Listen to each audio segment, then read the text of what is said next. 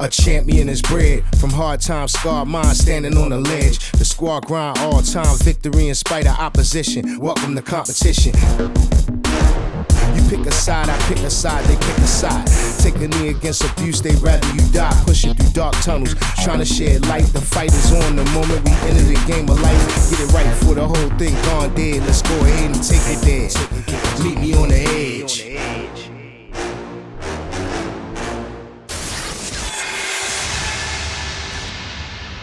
And now, some choice words.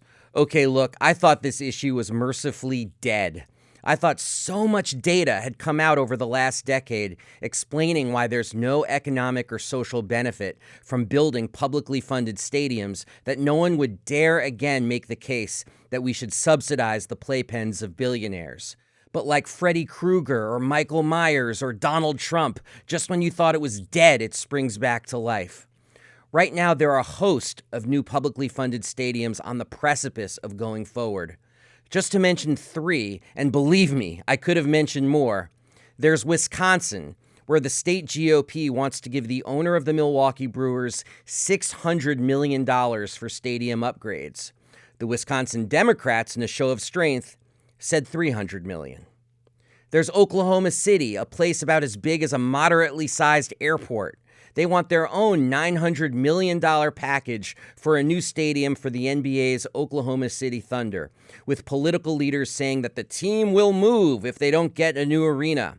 Because yes, how awful that would be for the people of that city to lose the Thunder.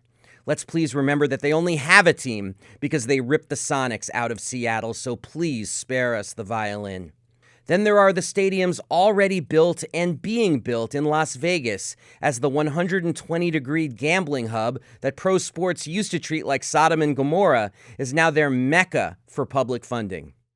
In Vegas, schools, libraries, and hospitals will be starved so climate-controlled stadiums can leave a shack-sized carbon footprint. It makes no sense until you consider that the entire sports world is now being underwritten by DraftKings. Betting is the massive revenue stream for which the leagues have sold their already desiccated souls. And as a result, the capital of the sports world has become, improbably, Las Vegas. And somewhere probably in Reno, Pete Rose is saying, I can't get into the Hall of Fame. Why? But back to the original question. How is it, given all that we know about stadium funding, that these monuments to waste are still getting built with public dollars? I keep thinking of the words of one economist who studied the issue and wrote, a city would be better off dumping $1 billion from the sky onto its citizens' heads, who could then scoop up the money and spend it, than to use it for building a stadium. And please, don't say jobs are a reason to do it, when stadium jobs are seasonal, often non-union, and part-time. $1 billion can't fund a jobs program better than that? I think it could. So why do these stadiums keep getting built? There are reasons that I've heard, like, no mayor or governor wants to be remembered as the person who lost a team to another city. Or, it's a great photo op for the leading politicians once it's built. That's what my buddy Jules Boykoff calls an edifice complex. And that's real. But the reason they get built above all else is that it's Trojan horse corporate welfare. Corporate welfare is very unpopular with the public, but a new stadium allows for political money laundering that magically turns public money private while most people are too enthusiastic about the new stadium to raise much of a fuss.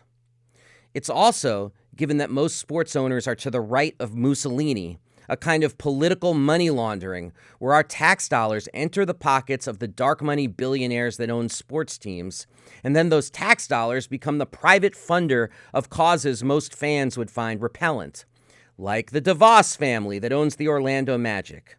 They are also a family that underwrites the radical dominionist Christo-fascist movement currently trying to turn back the last century. The DeVos-funded organizations like Focus on the Family, to use just one example, are funded in part with the stadium public financing they have received from the state. Of course, the DeVos family is also married into the Prince family, as in Eric Prince, as in Blackwater, as in a right-wing private army that has also received hundreds of millions of dollars in public money. You gotta hand it to them. The DeVos Prince family are true welfare royalty. And this political money laundering with our tax dollars, it needs to stop. So in the end, why do stadiums still get built with public funds? I guess it's just because thieves can never resist a good heist.